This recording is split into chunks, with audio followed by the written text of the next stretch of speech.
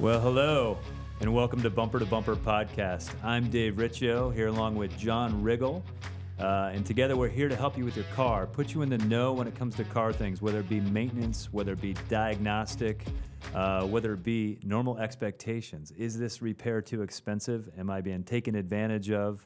All those kind of things. And because it's Tri-City Transmission and Auto Repair that we work for, we understand the general repair side of things.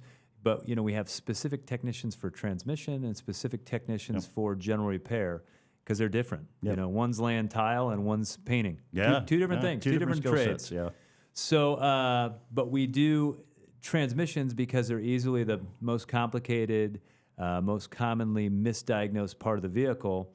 That is one of the areas where we've always excelled, and you're a huge part of that because of the way your mind works. And the way you're able to... You know, every vehicle that you come to when you're diagnosing, it may be today, it may be a Hyundai. Yesterday, it was a Toyota. The day before that, it was a Chevrolet and a Ford and a Jet. You work on everything. And so what you have to do in order to be able to do that, I mean, the concepts are the same. Doesn't matter between brands. Physics doesn't change. They may have different ways of doing it. But the first thing you do is go read, understand the logic of what's happening. Once you understand the logic of what's happening, then you can work on anything. And so you say to me, you know, I can fix anything. Just how much time and how much money do you have? You know, because when it is a complicated problem, sometimes it costs more time and more money just to figure it out. And diagnostic is the first thing that people want to discount. And it's actually the best way not to spend money needlessly is allowing somebody the time and the money to figure the car out. And when we diagnose cars here, we bring them in on a preliminary diagnostic. So what that means is there's not a tremendous amount of time spent because maybe it's a pattern failure, maybe it's something we see on a regular basis. But as the car gets older, a lot of times they get more complicated. And then sometimes we go into what we call an extended diagnostic process. But in that preliminary diagnostic, we're trying to determine, is this a problem that we can fix with the transmission still installed in the vehicle? Or is this a problem that has to be fixed by removing the transmission from the vehicle? So a major repair versus a minor repair. And the thing about major repairs is people always think, oh, you got to overhaul the transmission or you got to replace the transmission. We do something unique here called the targeted repair. And the latest example that we have of a targeted repair was we had a Honda come in with no reverse, Hyundai Genesis come in with no reverse.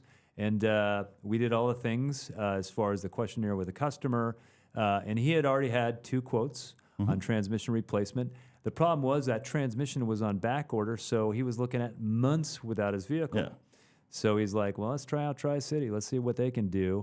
And now you have that car in the bay. And tell me the process that you went through to get to the beautiful target repair. I went to drive it, and then I had to push it backwards so I could drive it. But that's the first thing I did was get in, and I noticed the mileage on the car. This was a clean, low-miles car, had been well-maintained, but it's got like 65,000 miles on it. So right off the bat, I'm thinking, okay, something broke here. This isn't wear. This is something that broke. Something went wrong here. So I went through the normal routine we do. We do the 3-mile road test, brought it in, scan it. I can't remember if this one had ratio codes in it or not. But while I was sitting in the car, I can look at the scan data, and I watch the commands. Well, does it realize that I want to go into reverse? Does the shift indicator indicate reverse? You know, all these little things that kind of add up, and everything's looking good. And I'm like, okay, well, this is a mechanical failure in the transmission. I have all the correct inputs, all the correct commands from the computer, but I don't have reverse. I know line pressure and stuff is good because I just drove it around the block. It had all the rest of the shifts. All the shifts were good. So I'm going to start ruling out things that can't be a possibility. This isn't a front pump issue. This isn't, you know, a hydraulic issue like that. And then the third step is I went and looked for TSBs. Oh, amazing. Amazing what that does. Now I did not find a TSB. I found a reference from one of the technical sites that we use that where the guys had seen some kind of pattern failures in these where they were spinning a bushing in the back of the transmission.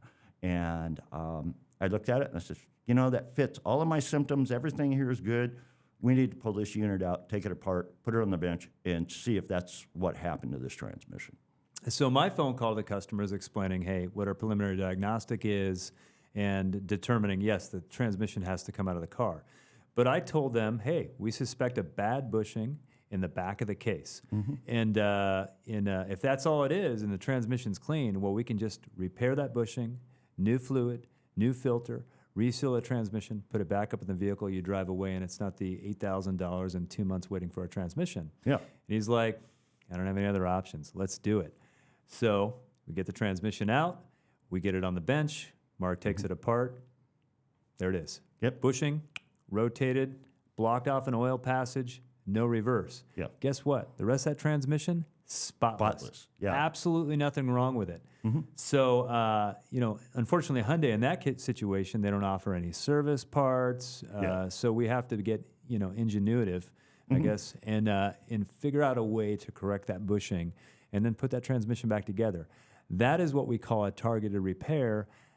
Because we're not rebuilding the transmission, we're not replacing the transmission, we're going in and addressing the one component that's bad when the rest of the transmission is good, save thousands of dollars back in the car, and I can think of countless times we've done targeted repairs. Oh, yeah. And again, transmissions commonly misdiagnosed. Now, if I'm in an auto repair shop, I'm a general repair shop, and that was my background when I started years ago. We would do a transmission on occasion. But it was once every 3 months. Yeah. Or if it was a lot, it would be once a month. But we just really didn't really know how they work. It was a black box to us. This was certainly a lot of years ago. Yeah. But back then, transmissions were certainly a lot simpler than they are today. 3-speed, 4-speed. Today, we're like 8-speed, 10-speed. Yeah. CVT, super complicated. Everyone's using a little bit different technology. We got to understand them all. But we didn't know much about transmissions. So that's where we didn't know the possibility existed to pull it out, fix one thing, put it back up in the car, done deal. Yeah. So a target repair, that's a major target repair. Some of the other things where you just simply take the pan off, pull the valve body off, correct something in the valve body, put it all back together. Check balls. Check balls. Plastic, oh my gosh. Plastic check balls, man. Get sucked through the separator plates and the valve bodies, cause all kinds of odd shifting complaints and stuff. And we're talking literally an 8-cent part for a plastic check ball. Right. Okay, we've got fluid filter and things like Other that. things, fluid filter and time to get to the check ball. But some of those cars show up on tow trucks. Yeah. And they show up on tow trucks, and sometimes they came from the dealer down the street. Yeah. And the dealer down the street said, transmission, $8,000. Yeah. We get it towed to us, and again, the dealer wasn't wrong. They weren't wrong. They'll fix it. They'll fix it. Yeah, transmission will fix it. But you put the car in reverse, and it works just fine, and you drive it forward, and sometimes it drives forward, and other times you put the thing in gear, and nothing happens. Yeah. And so that's an easy condemn for somebody who doesn't know what they don't know. Oh my gosh, the transmission's bad. This thing won't even move. Yeah. Right? Yeah. We pull it out, and the diagnosis is kind of funny because I read them and then I put together an estimate and call the customer. But check ball number 7 is bad, or whatever the nomenclature is for that check ball, and we take it out, and sure it is, right there, check ball. For something that complicated, it's pretty impressive. But you're looking at things that like apply charts. You can look at apply charts, and an automatic transmission is not just one clutch like in a manual. It's lots of clutches. And when you shift gears, a few things happen. A sprag, which is a form of roller clutch, a sprag held, maybe a band turned on, maybe a clutch turned off. Yep.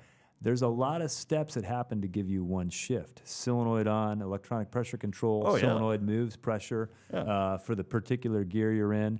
Nowadays, all the solenoids are pressure controlled, modulated. Yeah. So these things are getting really technical. So people don't jump to the worst case. If you call around asking people for a price on a transmission, if they give you one, some of them, no one's getting an accurate price over the phone for a transmission. Yeah. But I think as a consumer, you go, $8,000, $6,000, $4,000. The guy sounded pretty good on the phone. I'm going to go there. Yeah. Well, you've already bought a transmission when you show up. Yeah. He's already knows you're already sold. So you're getting one whether you need it or not. Yeah. But because he doesn't now have to do the due diligence of diagnostic, he's going to fix it. You know, but again, it's like replacing an engine when all you needed was a spark You plug. still have to be careful with that, because what if the failure of the transmission was caused by something that isn't in the transmission? Correct. Maybe we got a plug cooler or something. If you miss that, you just bought Repeat failures. the thing's going to be right back. So that's another step in the diagnosis, man. I'm watching trans temps and stuff like that. Did something cause this thing to fail? Was this an engineering failure, a production failure where they didn't get clearances right, or is this something where something broke and caused that transmission to fail? And that's a great point, because we just literally went through this on a Ford F-350. Yeah. You know, comes in, you diagnose it. It's internal. It's in the transmission. We take it out. Transmission's definitely broke. We fix it. We put it all back together, and the transmission still doesn't work. Yeah. You know, It and works, but it doesn't work right. doesn't work And right. It's like there's some odd feel about this. It was tying up. So when transmissions fail, you have to identify the root cause analysis. Why did that transmission fail? You know, so we do see one and it's broken, and you know, the modern automatic transmission fails for an internal hydraulic leak. That's going to be most of the case. In the old days, they broke parts and pieces, and that still happens, but not as common. Yeah. But you can have computer logic issues wipe out the transmission. So yes, we fixed the symptom. We took care of the bad transmission, but we still don't have the cause. And on that F-350, we're driving it. You know, you had to do some research. You had to go check everything out, make sure you had everything figured out. And the computer was bad. And see, that's another important step. Is one of the other things that we do is the quality control at the end, right? So we put our new transmission in, and we send the tech out on a 3-mile road test, then we send it on another road test, a 10-mile road test. Well, maybe the tech will come back and report, well, you know, it doesn't work like I think it should or something. So you've said this before. A lot of times, if the car comes in, the transmission's internally broken, the clutches are wiped out, the fluid's burnt, whatever. A lot of times we rebuild the transmission to find out what caused it to fail. So we've got to get a good transmission back in it so we can drive it. And then I can assess what's going on. If the car doesn't move when it comes in, Can't do much about it. it depends on why it doesn't move, you know. Right. But if we determine it's an internal failure, now we've got to overhaul it. We're going to watch. We're going to see what pieces failed. That gives me another idea to look once we go back together. And we may go back together with it and say, okay, something caused this to fail. This was a computer or, what have you, cooling system issues or something like that. Well, the thing I wanted to get across here is that transmissions can be fixed without being rebuilt. Absolutely.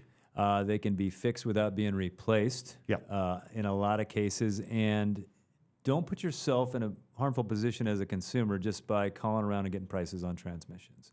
Yeah. You don't want somebody to jump to that conclusion. And some places are just really happy to sell you a transmission. What you're really looking for, and it's hard as a consumer, you're looking for somebody that knows what they're doing, cares about what they're doing, and has the ability to figure out what's wrong with your car, fix it quickly and effectively. And that's probably the hardest thing to do, for a consumer. Yeah, that's because you just don't know. How do you know? Is this a good shop? Are they qualified? You know, when I was 22, I had some charisma. You know, when I was giving people bad advice about transmissions because I didn't know any better, they're like, "Oh yeah, that guy really seems he's good. He knows his stuff." Yeah. You know, I've heard that about a lot of shops. They're like, "Oh yeah, they're really good over there," and they may be great, but in this area, maybe not so much. You know, so. Anyway, thanks for joining us. You can certainly find our email in the information below. Be sure to like our video, and if you got something out of it, if you didn't, don't send us anything mean. I am very sensitive. I don't like mean comments, you know. But anyway, I can live with them. But thanks for joining us, and we look forward to seeing you on another Bumper to Bumper podcast. Well, hello, I'm Dave Riccio, your host of the Bumper to Bumper podcast, and I would like to thank you for tuning in.